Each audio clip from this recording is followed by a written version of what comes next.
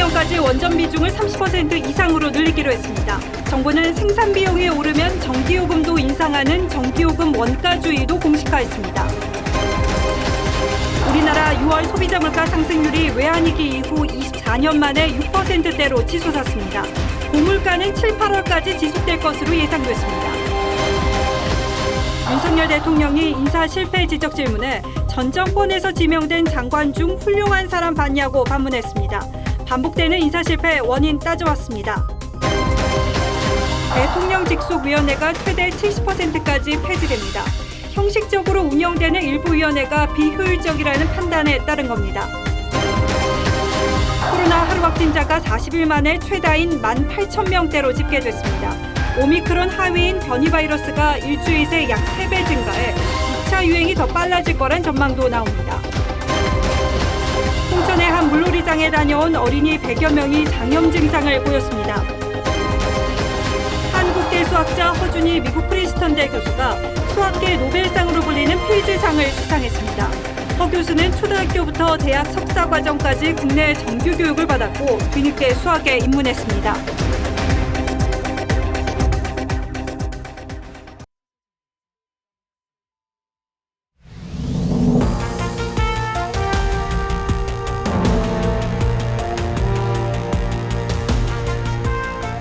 시청자 여러분 안녕하십니까? 뉴스9의 신동욱입니다.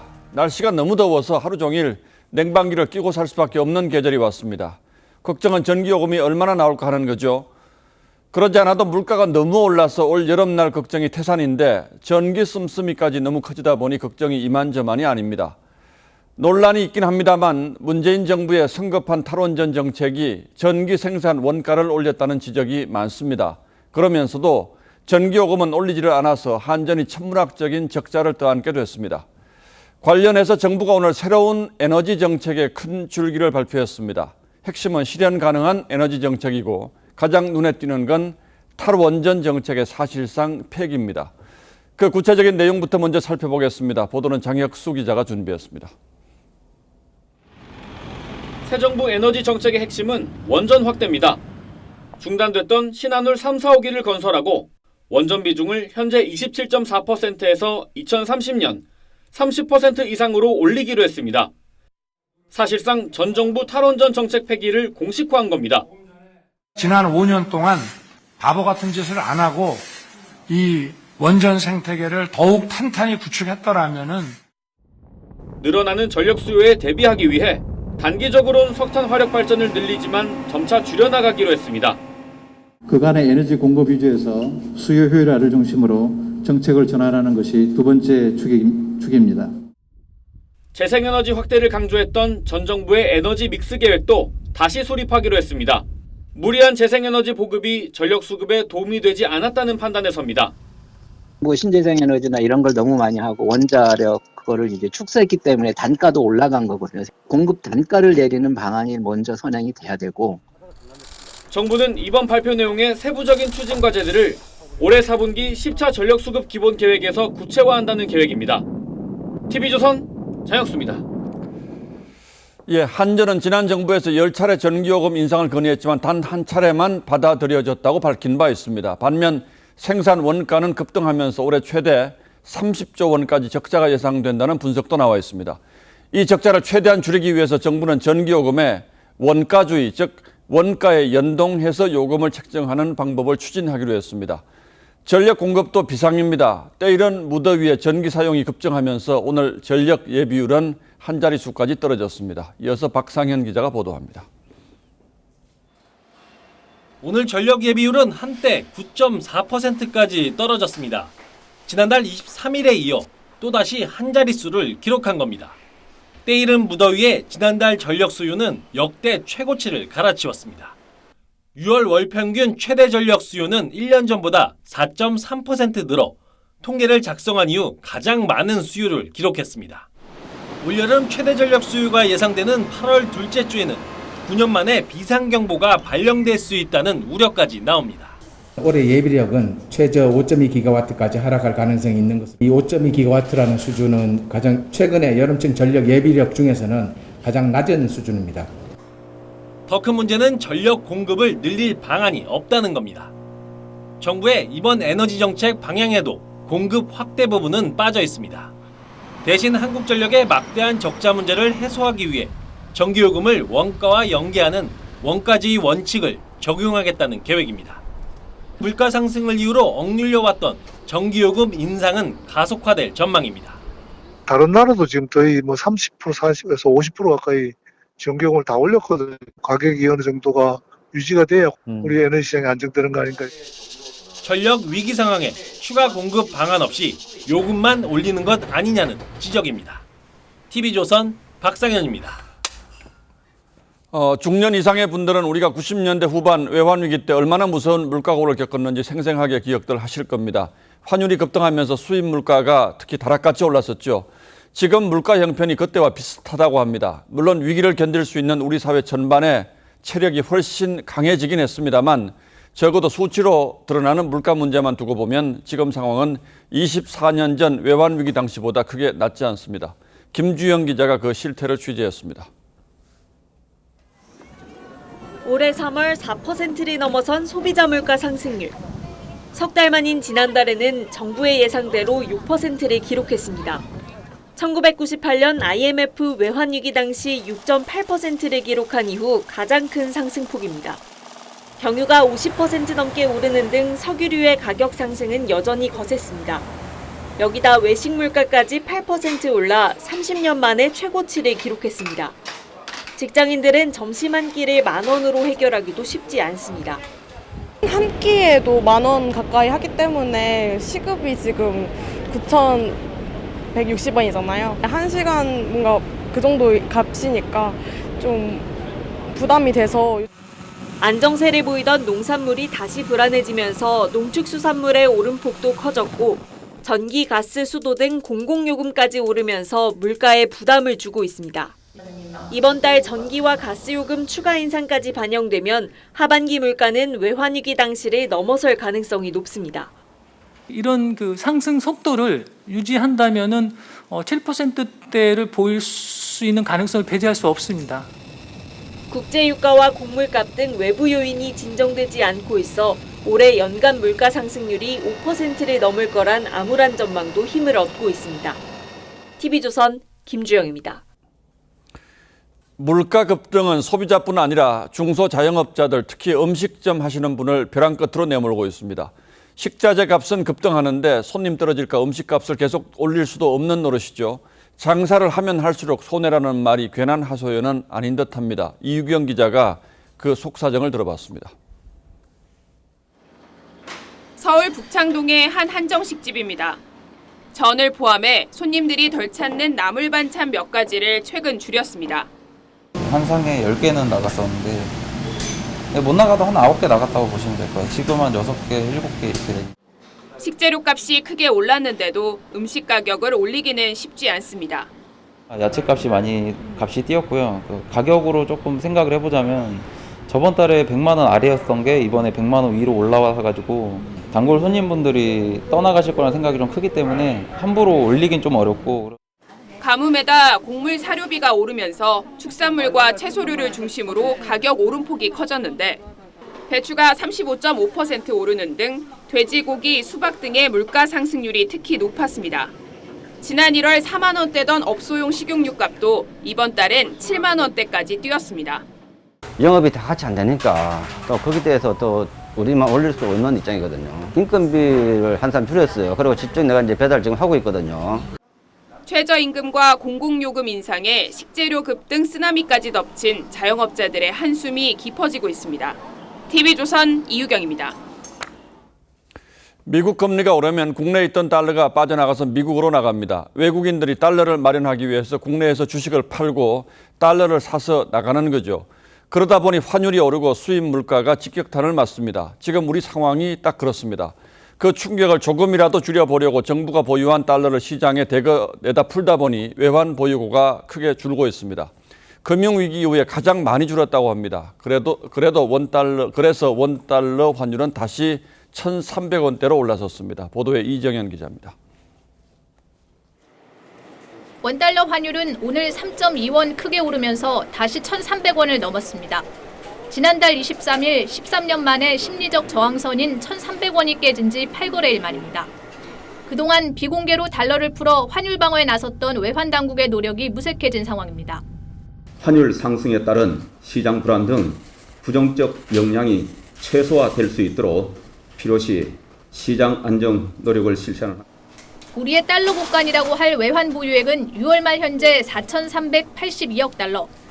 4개월 연속 감소했고 한 달 사이에만 94억 달러 넘게 줄었습니다. 2008년 글로벌 금융위기 이후 13년 7개월 만에 가장 큰 감소폭입니다.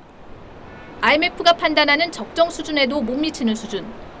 외국인 투자자 이탈로 환율이 더 높아질 수 있는 데다 커지는 무역 적자로 달러 유입도 줄고 있어 시장의 우려는 커지고 있습니다.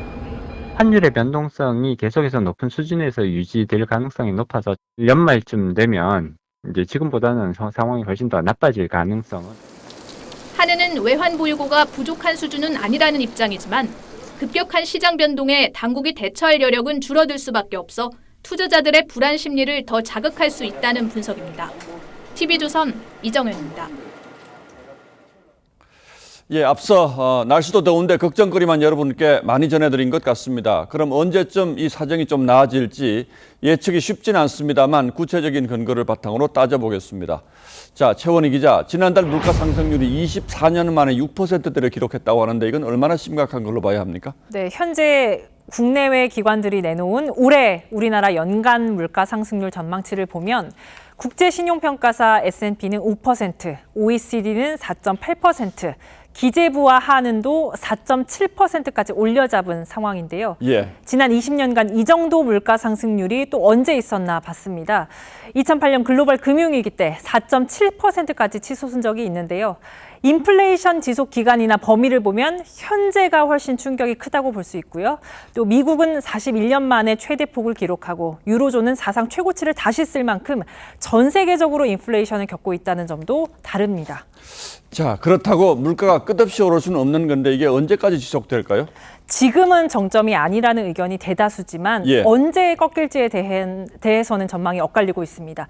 단기적으로 봤을 때 에너지 수요가 많은 여름철이 지나면 상승률이 더 높아지진 않을 거다. 예. 코로나 재확산 등 변수가 겹치면 올해 하반기까지도 봐야 한다. 이렇게 나뉘고 있습니다. 시간이 가면 갈수록 물가에 대한 정점 통과 가능성은 분명 크다라고 볼 수 있고요. 미국 기준으로는 연말 기준으로 상승률은 4% 중후반 정도 안정이 될 테니까. 하지만 상승률이 둔화되더라도 이미 높은 물가 수준으로 힘든 상황은 더 이어질 거란 전망이 많습니다. 무디스 수석 이코노미스트는 2024년이 되면 누그러질 것이라고 예상을 했는데 그 이상 더 고착화될 수 있다는 우려가 나옵니다. 우크라이나 전쟁이 끝나더라도 세상이 옛날처럼 돌아가긴 좀 힘들 것 같아요. 상당히 어느 정도의 높은 물가는 우리가 감내하고 살아야 될 세상이 되지 않을까. 물가 상승을 막기 위해서 전 세계가 지금 계속해서 돈을 걷어들이고 있으니까 적어도 이것만 끝나면 좀 나아지지 않을까요? 불안 요인 중에 우크라이나 전쟁 그리고 공급망 문제 등은 외부에 있다 보니까 정부가 할 수 있는 방법은 제한적입니다. 당국으로선 금리 인상에 기댈 수밖에 없는데 경기 침체 우려를 고려하지 않을 수 없습니다. 현재경제연구원은 한은이 급격한 금리 인상에 나설 경우 가계부채 문제가 경착륙하면서 실물경제 침체를 유발할 수 있다고 했습니다. 소비 회복세가 최근에 물가가 너무 높기 때문에 오히려 보복 소비 심리를 완전히 압도하는 그런 느낌이에요. 완만하게 금리를 인상하면서 가계부채하고 경기를 모두 고려하는 그런 통화 정책이 필요합니다.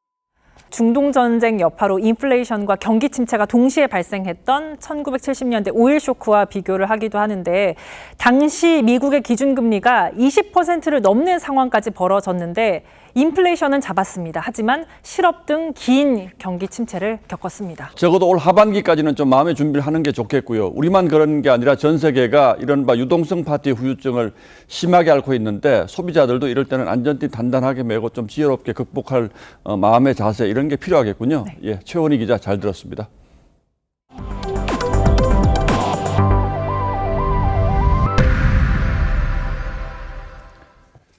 대통령실을 비롯한 정부에는 위원회가 많습니다. 정부 조직법에 따라서 공식 직제로 되어 있는 것도 있고 특별법으로 만들어진 것도 많습니다.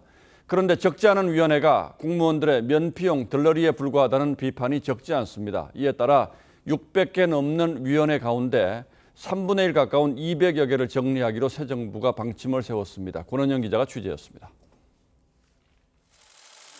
윤 대통령이 국무회의에서 정보위원회를 행정 비효율의 대표 사례라고 지적하면서 대폭 감축할 것을 지시했습니다. 행정의 비효율을 높이는 대표적인 사례로 손꼽히고 있습니다. 정보위원회는 이명박 정부 때 530개에서 문재인 정부 때 631개까지 늘었다. 현 정부 들어 2개를 없애면서 현재 629개입니다. 대통령 직속이 20개, 국무총리 직속 60개, 부처 직속 549개입니다. 대통령 지시에 따라 정부는 전체 위원회 중 200여 개를 없애기로 했는데 특히 대통령실 직속위원회는 60-70%를 없애기로 했습니다. 정보위원회는 법령에 따라 설립되지만 공무원들이 면피성으로 활용하거나 정권의 국정 목표를 추진하기 위해 설립하면서 예산만 낭비한다는 지적이 제기돼 왔습니다. 실제 지난해 상반기 기준 정보위원회는 총 622개였는데 1년간 회의를 한 번도 열지 않은 곳이 71곳으로 전체의 11%, 한 번만 연 곳이 69군데로 전체의 11%에 달했습니다. 정부가 예산을 한 푼도 주지 않은 곳이 전체의 56%였고 반대로 문재인 정부의 국책사업과 관련된 국가균형발전위원회와 북방경제협력위원회는 회의 한 번당 책정 예산이 각각 4,540만 원과 4,333만 원에 달했습니다. TV조선 권은영입니다. 예, 저희도 여러 차례 지적한 바 있습니다만 윤석열 대통령의 초대 내각 인사를 두고 검증 실패라는 지적이 적지 않습니다. 오늘 출근길에 기자들과 만난 윤 대통령은 인사 실패를 지적하는 질문에 불쾌한 기색을 숨기지 않으면서 평소보다 빨리 자리를 떴습니다. 음주운전 이력이 있는 박순애 교육부 장관 임명식에선 야당과 언론 탓을 하기도 했습니다. 이채현 기자가 보도합니다. 기자들에게 웃으며 날씨 인사를 건넨 윤석열 대통령이 인사 실패 지적에 표정이 굳습니다. 인사 실패라는 그럼 전 정권에 지명된 장관 중에 이렇게 훌륭한 사람 봤어요?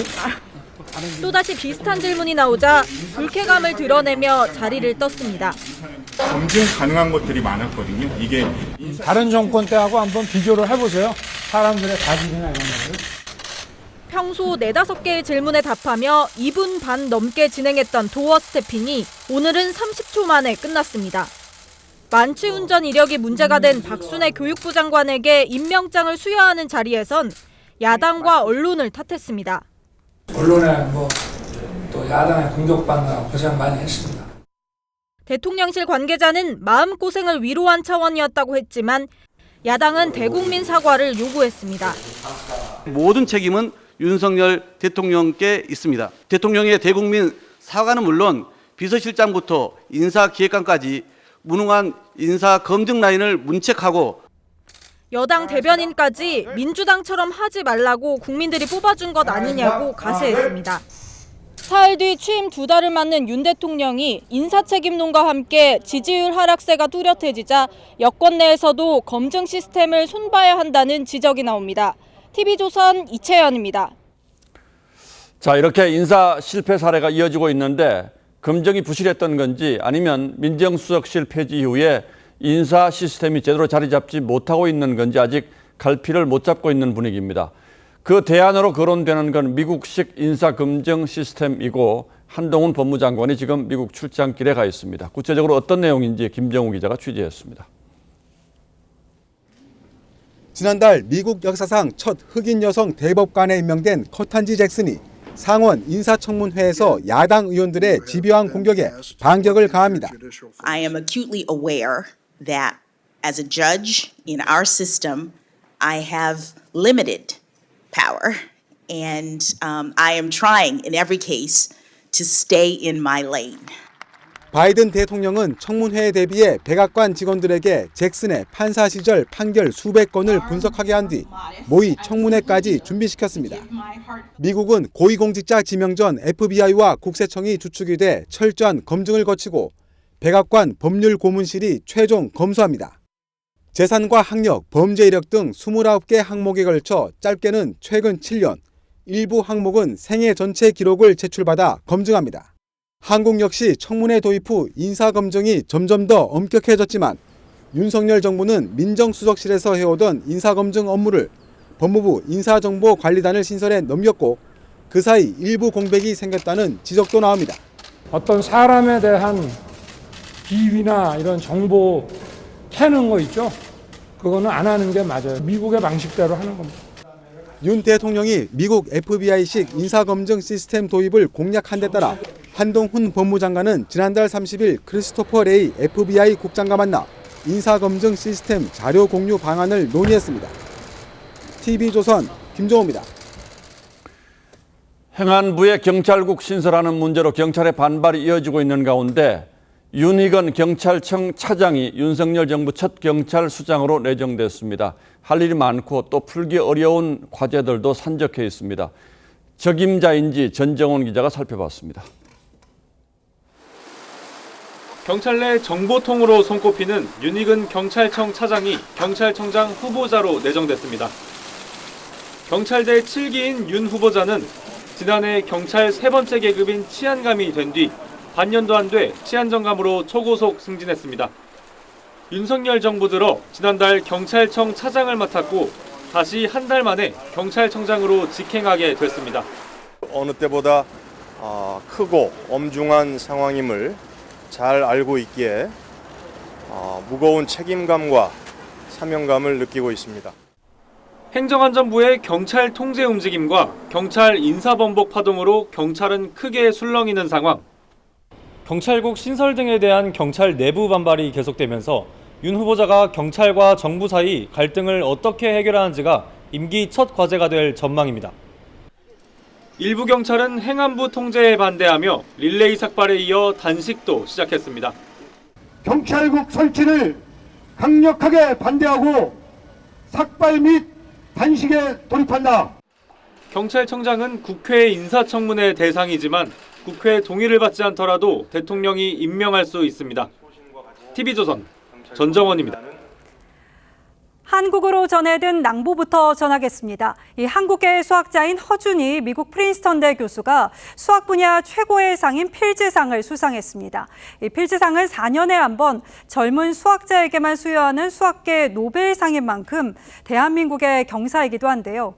허 교수가 한국에서 초중고등학교에 대학교 석사과정까지 국내 정규 교육을 받았기에 대한민국 교육이 이뤄낸 성과도 따져보지 않을 수 없습니다. 먼저 이유진 기자입니다. 4년 만에 열린 세계 수학자 대회. 사회자가 필즈상 수상자 4명을 발표합니다. So the next awardee is Jun Ha from Princeton University. 허준이 프린스턴대 교수 겸 한국고등과학원 수학부 석학 교수가 영예를 안습니다. 획기적인 업적을 남긴 40세 미만 수학자에게 주는 수학계의 노벨상입니다. 한국계로는 첫 수상입니다. 허 교수는 국내에서 초, 중, 고대 석사 과정까지 마친 토종 수학자입니다. 굉장히 짧은 시간 내에 연구 업적을 내고 그것이 학계에서 검증받고 인정을 받아야 되기 때문에 사실은 노벨상보다 받기 더 어려운 상이라고. 허 교수는 조합론과 대수기하학을 합쳐 조합대수기하학이라는 독창적인 영역을 개척했습니다. I do believe that what we are doing will have a positive effect to the society as a whole in the long term. 허 교수 등과 국내 수학자들의 성과를 높이사 국제수학연맹은 지난 2월 한국의 수학 국가 등급을 최고 등급인 5그룹으로 올렸습니다. TV조선 이유진입니다. 허준희 교수에게도 수학은 미지의 땅이었습니다. 고등학교 때는 시인을 꿈꿀 정도로 수학과는 거리가 있었는데요. 그래서일까요? 허 교수는 반세기 동안 아무도 못 풀던 난제를 어떻게 풀어내느냐는 질문에는 우리네 삶을 얘기했습니다. 송모빈 기자입니다. 고등학교 땐 시인이 되고 싶었습니다. 얽매이기 싫어 학교를 자퇴했습니다. 대학은 검정고시로 갔습니다. Ever since I was a child, I had a strong desire to create something. At first, I thought that my passion was in writing and in art form. 물리천문학부에 입학했지만 뚜렷한 목표는 없었습니다. 졸업할 때쯤 인생의 전환점을 맞이합니다. 1970년 필즈상 수상자 헤이스케 교수의 대수 기하학 강의를 듣고 나섭니다. The spark occurred when I first met my mentor. And as 뒤늦게 시작한 수학은 가본 적 없는 길이었습니다. Math was like a faraway land, surrounded by giant walls that I could not climb. 맞출 수 없는 퍼즐 같았지만 하나씩 조각을 찾아냈습니다. 많은 학생들이 문제도 제기해주고 풀이법도 가르쳐주고 이렇게 바라는데 다 혼자서 이루어지는 그런 드문 학생이었어요. 허 교수는 어려운 문제가 나오면 꼭 풀겠다는 생각을 하지 않는다고 했습니다. 인생도 마찬가지라고 여깁니다. If you think about something long enough, you cross that line of understanding. TV조선 송무빈입니다. 주요 방역 지표가 연일 악화되고 있습니다. 코로나 하루 확진자가 2만 명에 육박해서 40일 만에 가장 많았습니다. 오늘 저녁 9시에 발표된 확진자 집계로 봤을 때 내일 상황도 크게 다르지 않을 것으로 보이는데요. 이번 바이러스는 오미크론 하위로 기존에 만들어진 면역력으로는 막기 힘들어서 백신 무력화도 우려하지 않을 수는 없습니다. 전파력도 강합니다. 일주일 사이에 바이러스가 약 3배 늘었습니다. 정은혜 기자가 보도합니다. 신규 확진자가 18,147명 발생한 오늘 선별진료소엔 다시 줄이 등장했습니다. 이미 코로나에 걸린 확진자도 검사를 하러 옵니다. 3차 맞을 때 코로나에 걸렸거든요. 매주 검사하는 게 괜찮은 것 같아서 하고 있어요. 겨우 회복한 일상을 잃진 않을지 걱정도 됩니다. 방역 체계가 심해지고 하다 보면 또 다시 자유로운 이런 일상들이 없어지잖아요. 감염 재생산 지수는 1.05까지 오른 상태. 오늘 신규 확진자는 어제보다 약 3배, 일주일 전보다는 약 2배 증가한 규모입니다. 이 기간 면역 회피가 강한 BA.5 변이는 3배 가까이 늘었습니다. 접종이나 감염으로 얻은 면역력을 무력화시키고 있는 겁니다. 다음 주가 되면은 많이 이제 증가할 것으로 생각이 되고 있습니다. 그래서 조만간 우세종화가 우려되는 상황이다라고 말씀드리겠습니다. 전파력 또한 스텔스 오미크론보다 35.1% 빠른 것으로 알려집니다. TV조선 정은혜입니다. 악재는 변이 바이러스만이 아닙니다. 이 백신 접종과 감염으로 얻은 면역력이 떨어지는 시기가 본격화됐고 이 폭염에 에어컨을 틀면서 실내 환기도 느슨해지고 있는 것도 불안을 키웁니다. 이렇게 악조건들이 맞물리면서 6차 유행 우려가 나옵니다. 성민혁 기자가 보도합니다. 빼곡히 앉은 손님들, 더위를 잊은 채 식사를 합니다. 방 안은 밀폐된 곳이나 마찬가지입니다. 불볕더위가 이어지면서 식당가가 밀집한 이곳 종로는 종일 에어컨 실외기가 돌아가며 뜨거운 바람을 내뿜습니다. 하지만 환기를 자주 하긴 힘듭니다. 지하에 이차하고 있어서 여름에 더워서 에어컨을 트는데 사실 환기는 어렵습니다. 당장 손님들도 불편해합니다. 아무래도 환기를 하면 더운 바람도 들어오고 습해지니까 좀 불쾌한 것 같아요. 이런 밀폐, 밀접, 밀집 환경에 면역력까지 떨어지고 있습니다. 올해 1월부터 3월까지 확진자는 모두 1,274만여 명. 코로나 사태 후 누적 확진자의 약 70%가 이 기간 동안 나왔습니다. 하지만 면역력은 보통 3에서 6개월 후 사라집니다. 즉 4월에서 9월쯤 대규모 면역 공백 시기가 우려된다는 얘기입니다. 앓고 나면은 면역이 진짜 다 떨어지는 때가 온단 말이에요. 그때에 똑같은 BA.5가 유행한다면은 지금하고 다른 양상으로 6차 유행의 우려도 나오는 가운데 정부는 전 국민 4차 접종 여부를 논의하고 있습니다. TV조선 성민혁입니다. 장마대 지난 주말부터 전국적으로 때이른 폭염과 열대야가 이어져서 이 마시는 거, 먹는 거 주의하셔야 하는데요. 강원 홍천과 춘천 일대 어린이 100여 명이 장염 증상을 겪고 있습니다. 대부분 지난 주말 홍천에 있는 어린이용 물놀이 시설을 다녀온 것으로 파악됐습니다. 보건당국은 원인 조사에 들어갔고 물놀이 시설은 잠정 폐쇄됐습니다. 이승훈 기자입니다. 소아과 병원이 어린이 환자로 북적입니다. 대부분 복통과 구토, 고열 등 장염 증세를 보였습니다. 배가 아프다고 그래서 좀 미식미식하다고 하더니 저녁을 먹고 나서는 이제 오바이트를 좀 많이 했어요. 어제와 오늘 춘천과 홍천에서만 어린이 100여 명이 이 증상으로 병원을 찾았습니다. 대부분 지난 주말 홍천의 한 어린이용 물놀이장을 다녀온 것으로 파악됐습니다. 같이 갔던 일행들도 그렇고 다른 분들도 되게 많이 증상이 똑같아요. 교통, 설사, 분수토라고 하죠. 해당 물놀이 시설은 코로나19 여파로 운영을 중단하다 지난 1일 재개장했습니다. 지난 주말에만 2,500여 명이 다녀갔고 어제부터 SNS를 중심으로 장염 증세를 호소하는 게시글이 잇따르고 있습니다. 물놀이 시설 업체 측은 장염 환자가 잇따르자 운영을 잠정 중단했습니다. 업체 측은 하루 2차례 수질 검사를 하고 있다며 노로바이러스 보균자가 방문해 증상이 번졌을 가능성을 제기합니다. 하기로는 일요일날 혹시 고객님들 혹시 바이러스 걸리시면 오셔가지고 그런 것들이 터지지 않아요. 보건당국은 환자 시료를 채취해 분석하고 해당 물놀이 시설에 대한 현장 조사에 착수했습니다. TV조선 이승루입니다.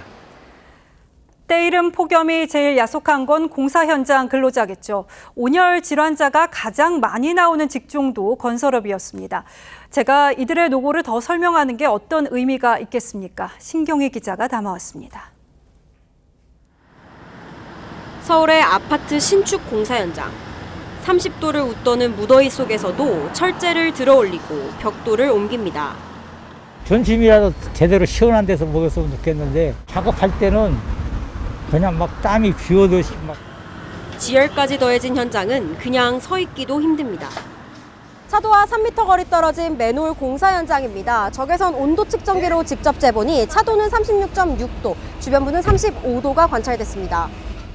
뜨거운 아스팔트 위를 쉴 새 없이 달리는 배달기사도 땡볕과 힘겨운 싸움을 벌입니다. 하루 11시간 가까이 배달을 하는데 물 한 잔 마음 편히 마시기도 빠듯합니다. 사실 32도인가 넘어가면은 퇴근하는데 택배는 그런 게 없죠. 자영업이라서. 최근 5년간 여름철 온열 질환자 가운데 건설업 종사자 비중이 약 50%, 서비스업 종사자는 27%에 육박했습니다. 정부는 현장 노동자와 고령층, 독거노인을 폭염 3대 취약계층으로 분류하고 집중 관리한다는 방침이지만 땡볕 아래 현장 노동자는 오늘도 일손을 놓지 못합니다. 아유 힘들어. TV조선 신경입니다. 네, 이번 폭염은 장마디라 습도가 높죠. 세균 번식과 악취를 만드는 최적의 상황이 만들어진 건데 수도권 식수원인 팔당댐이 지난주 장맛비에 떠밀려온 쓰레기로 몸살을 앓고 있습니다. 쓰레기만 무려 800여 톤으로 일대 악취가 진동하고 있습니다. 구재현 기자입니다. 수도권의 식수원인 팔당 상수원입니다. 팔당댐 한쪽에 각종 쓰레기가 섬처럼 둥둥 떠 있습니다. 스티로폼 등 생활 쓰레기부터 나뭇가지와 풀까지 온갖 부유물들이 뒤섞여 있습니다. 바지선에 실린 크레인 세대가 연신 쓰레기를 걷어올리지만 치워도 끝이 없습니다. 지난주 한강 상류에 100mm가 넘는 장맛비가 내리면서 팔당댐으로 떠밀려온 쓰레기는 800여 톤에 달합니다. 이게 초목류가 대부분이에요. 육안으로 봤을 때 혐오감을 느끼기 때문에 저희가 최대한 빨리 청소하려고. 떠내려온 쓰레기를 모두 치우려면 최소 일주일이 걸리는데 모레부터 전국에 장맛비가 예상돼 추가로 쓰레기가 떠내려올 가능성이 높습니다. 당장 주민들을 괴롭히는 것은 악취입니다. 이곳 팔당댐 인근에 몰려든 쓰레기가 풍기는 악취가 가득합니다. 장마철마다 반복되는 일이지만 주민들은 악취는 참기 힘들다고 호소합니다. 해마다 보자 해마다. 엄청나요 엄청나. 아니 어디서 그렇게 생기는지. 냄새가 그냥. 수도권 2,600만 주민들의 식수원인 팔당호가 장마 쓰레기로 몸살을 앓고 있습니다. TV조선 구자영입니다. 서울의 한 유흥지점 여 종업원이 손님이 건넨 술을 마신 뒤 숨지는 일이 벌어졌습니다. 비슷한 시각 이 술자리에 있었던 남성도 운전 중 사고를 내고 숨졌습니다. 어떻게 된 일인지 윤재민 기자가 취재했습니다. 서울 강남의 한 유흥주점. 아침 7시 50분쯤 이곳에서 일하는 30대 여성 A씨가 의식을 잃고 쓰러졌습니다. 당시 유흥주점 동료는 A씨가 손님들이 건넨 술을 마신 뒤 쓰러졌다며 마약에 의심된다는 내용으로 119와 경찰에 신고했던 것으로 알려졌습니다. 몸에서 열이 난다 하고 어중쩡하고 신고자분께서 마약한 것 같다고 신고했습니다. A씨는 병원으로 옮겨졌지만 결국 숨졌습니다. 경찰은 A씨가 손님 서너 명과 술을 마시다 변을 당했다는 주변인들의 진술을 확보했습니다. 그런데 비슷한 시각 유흥주점에서 불과 700m 떨어진 강남 한복판에서 40대 남성이 교통사고를 냈습니다. 경찰 출동 당시 남성은 경련을 일으켰고 차량에선 마약으로 추정되는 봉투가 발견됐습니다. 병원으로 옮겨졌지만 남성도 결국 숨졌습니다. 경찰 조사 결과 이 남성은 여종업원이 쓰러진 직후 유흥주점을 빠져나온 것으로 파악됐습니다. 경찰은 남성 일행이 마약을 탄 술을 A씨에게 건넸을 가능성에 주목하고 사라진 일행들을 찾는 데 수사력을 모으고 있습니다. TV조선 윤재민입니다. 복면을 쓴 괴한이 전남한 파출소에서 화살총을 쏘고 달아난 일이 뒤늦게 알려졌습니다. 이 파출소에 있던 경찰관들은 총소리에 놀라서 몸을 숨기기에 급급했는데요. 12시간이 지난 뒤에야 달아난 20대 남성을 붙잡았습니다. 김동영 기자입니다. 복면을 쓴 남성이 파출소로 향합니다. 잠긴 출입문 틈새로 사격을 하더니 그대로 달아납니다. 지난달 30일 새벽 2시 20분쯤 여수의 한 파출소에서 복면을 쓴 20대 A씨가 공기 주입식 화살총을 쐈습니다. 소리가 너무 컸답니다. 우리 직원 2명이는 일단은 먼저 엎드리고. 파출소 1층에 있던 경찰관 5명은 112에 상황 보고만 했고 내부에서 몸을 숨긴 채 20여 분이 지나는 사이 A씨는 자취를 감췄습니다. 바로 추격은 안 이루어졌습니다만은 바로 나가지를 못했을 뿐이지 경찰관들이 권총도 2명이 빼서 대응을 하고. 경찰이 CCTV를 분석해 5km 떨어진 아파트에서 A씨를 붙잡았지만 이미 12시간이 지난 뒤였습니다. 그 사이 시민들은 동물 사냥용 화살총을 든 용의자에게 고스란히 노출된 셈입니다. 경찰에 대한 그 역할로 좀 많이 부족하지 않나요? 옆에 가까이 있는 파출소도 그렇게 안전하지 못할까? A씨는 경찰 조사에서 외국 이민 자금을 마련하려고 은행 강도를 준비하다 예행 연습을 했다고 진술했습니다. A씨는 도주 과정에서 3차례 옷을 갈아입는 치밀함도 보였습니다. 경찰은 지난 2일 A씨를 구속하고 해당 파출소 순찰팀장을 직무에서 배제했습니다. TV조선 김동영입니다. 예, 정치권 뉴스입니다. 새 당대표를 뽑는 문제를 두고 민주당의 내부 갈등이 걷잡을 수 없는 수준으로 번지고 있습니다. 전당대회 준비위원회가 만든 선거 규정을 비대위가 뒤집었는데 여기에 항의해 안규백 전대준비위원장이 사퇴하는 일도 벌어졌습니다. 친 이재명계 의원들도 비대위가 기득권을 지키려 한다고 강하게 반발했습니다. 어떤 내용인지 김아림 기자가 좀 더 자세히 설명하겠습니다. 사퇴를 선언한 안규백 전 준위원장은 선거규칙 변경이 사전 논의도 없이 이뤄졌다며 비대위의 결정을 비판했습니다. 예비경선 때 국민 여론조사를 30% 반영하기로 한 전 준위안을 비대위가 되돌린 건 국민 의견을 반영하는 개혁안 폐기라고 했고 최고위원을 권역별로 뽑는 안 역시 유례 없는 제도라고 지적했습니다. 당대표 권한을 축소하는 문제 등을 논의하기로 했던 내일 전준위 회의도 취소됐습니다. 정성호 의원 등 친명계 의원 40명도 당의 혁신과 변화를 막으려는 기득권 지키기로 규정했습니다. 당내 기득권 지키기에서 한 발짝도 나가지 않겠다는 선언과 같습니다. 하지만 우상호 비대위원장은 후보자가 다수일 때 여론조사를 반영하게 되면 변별력 확보가 어렵고 권역별 투표제도 최고위원회 지역 안배를 고려한 것이라고 반박했습니다. 친명계가 요구한 전당원 투표에 대해서도 당무위에서 결정할 사안이라며 거부했습니다. 전준희가 이제 비대위원 의견들을 반영한 것도 있지만 또 비대위 의견을 반영하지 않고 결정한 것도 있죠. 친문계인 신동근 의원은 결정을 번복할 경우 비대위를 탄핵하는 것과 마찬가지라며 우상호 위원장을 두둔했습니다. TV조선 김하림입니다. 이재명계 의원들이 이렇게 집단 반발에 나선 건 비대위가 바꾼 당대표 선출 규칙이 이재명 의원 견제용이라고 보고 있기 때문입니다.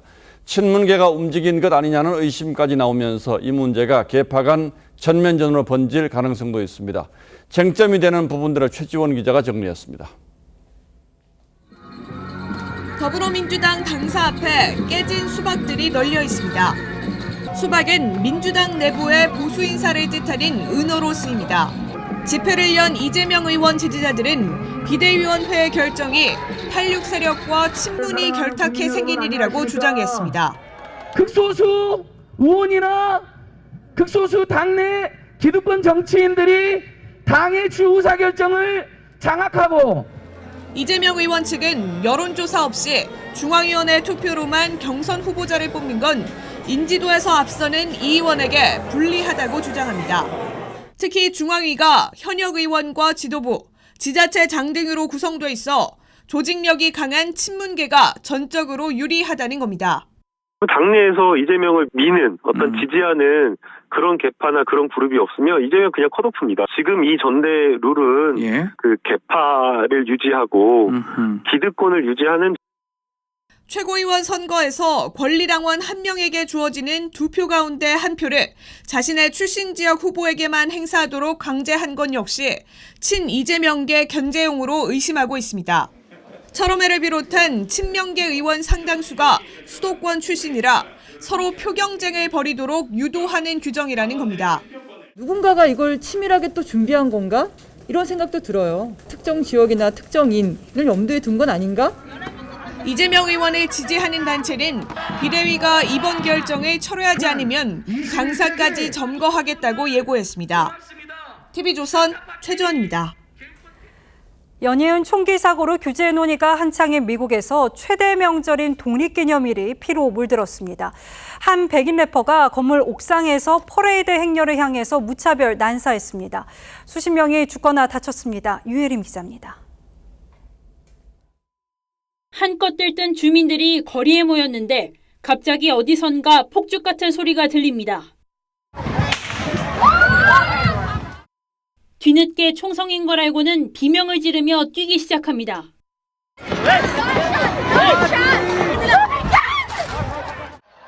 총성은 수십 발씩 연이어 울렸습니다. First was a car making multiple backfiring noises, and finally I heard the screams from a block down and people running and carrying their kids. 독립기념일 오전 시카고 북부 하이랜드 파크의 퍼레이드 현장은 순식간에 아수라장이 됐습니다. 상가 건물 옥상에서 주민들을 향해 무차별 난사했습니다. 6명이 숨지고 8살 어린이 등 40여 명이 다쳤습니다.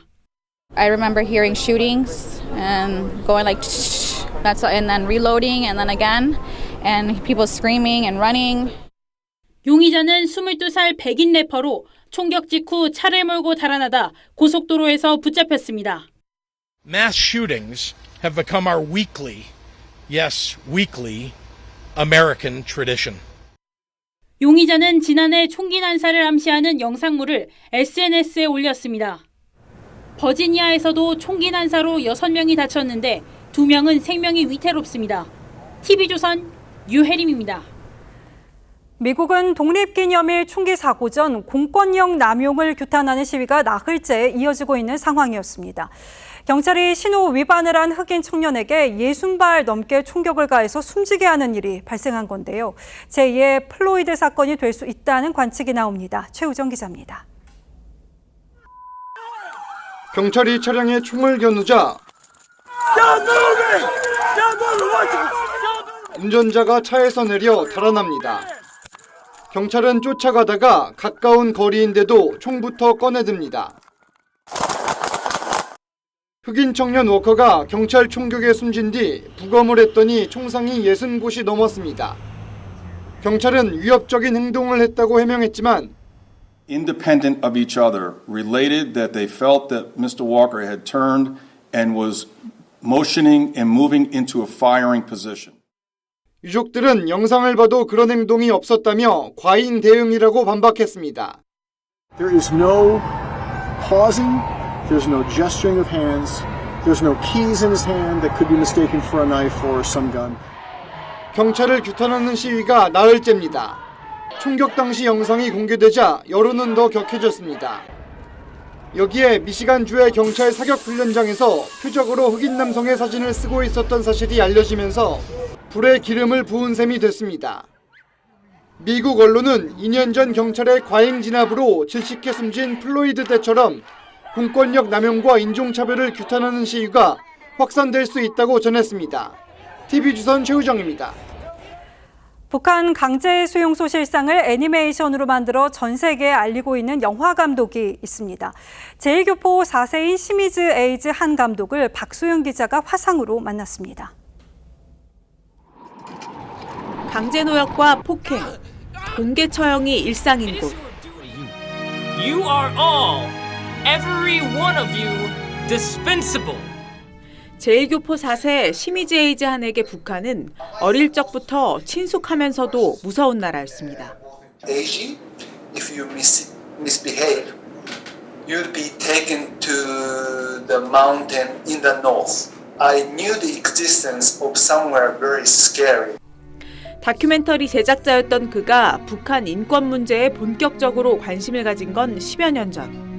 탈북자 40명을 만나 이야기를 나누면서 북한의 실상을 더 널리 알려야겠다고 결심했습니다. So I thought that okay, this is my calling, because looking around, nobody else is doing this type of content. 간접 경험한 북한의 삶은 생각보다 훨씬 참혹했고 어떻게 표현의 수위를 낮출지 고민해야 했습니다. 이런 그에게 애니메이션은 대중의 접근성을 높일 수 있는 장르였습니다. The audience around the world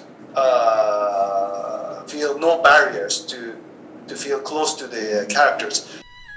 국제사회의 계속된 회유와 압박에도 북한 주민의 인권에는 진전이 보이지 않는 상황. 그럼에도 감독은 우리의 관심만이 변화를 이끌어낼 수 있다고 말합니다. TV조선 박소영입니다.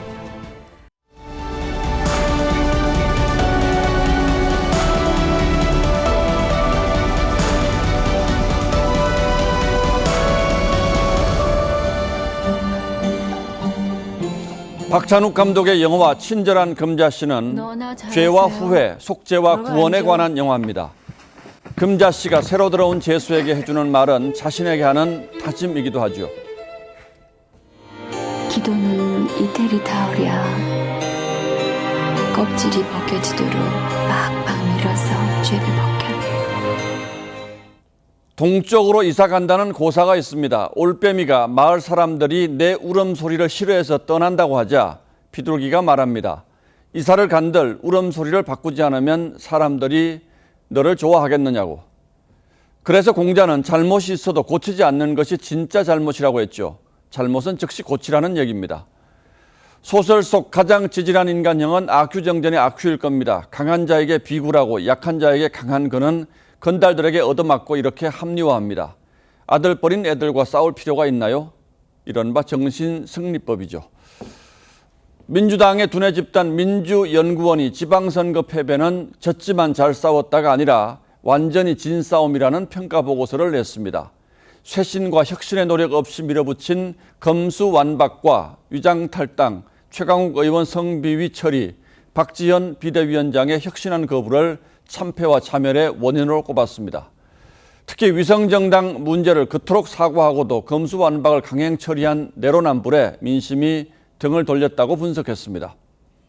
자체 조사에서는 첫째 패인으로 이재명 의원과 송영길 전 대표 공천이 꼽혔다고 합니다. 사실 굳이 당 싱크탱크의 분석을 빌릴 필요도 없이 이미 많은 분들이 잘 알고 계실 바로 그 얘기들입니다.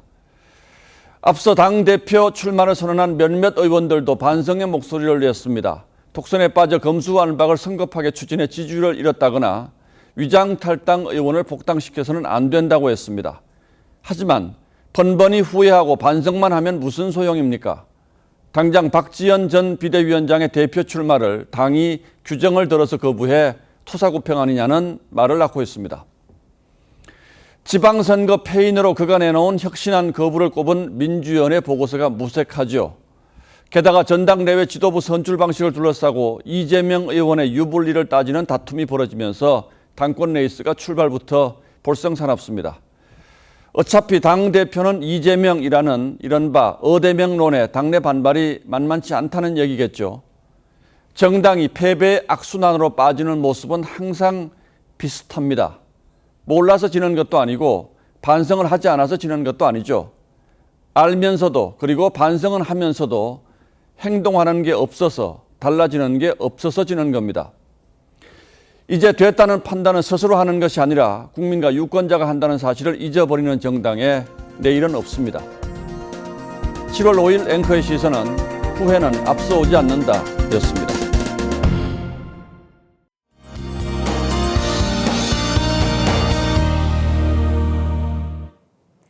요즘 열대야 때문에 밤잠 설치는 분들 많으시죠? 오늘도 밤사이 25도가 넘는 열대야가 기승을 부리겠고요. 내일 낮에는 폭염경보 수준의 찜통더위가 이어지겠습니다. 체감온도가 35도 이상으로 치솟겠는데요. 내일 기온 자체는 대전과 전주가 34도, 서울은 32도를 보이겠습니다. 야외 활동은 자제하시고 물을 신경 써서 자주 마시는 게 좋겠습니다. 소나기는 항상 염두에 두셔야겠습니다. 하늘이 멀쩡하다가도 짧고 강한 비가 갑자기 쏟아질 수 있겠는데요. 일부 지역은 시간당 50mm까지 집중될 수 있겠습니다. 그리고 아직 장마가 완전히 끝나지는 않았습니다. 목요일과 금요일 사이 다시 전국에 장맛비가 내리겠고요. 중부 지역은 다음 주에도 비 소식이 있습니다. 날씨였습니다. 예, 7월 5일 화요일 뉴스9은 여기서 모두 마치겠습니다. 시청해주신 여러분 고맙습니다.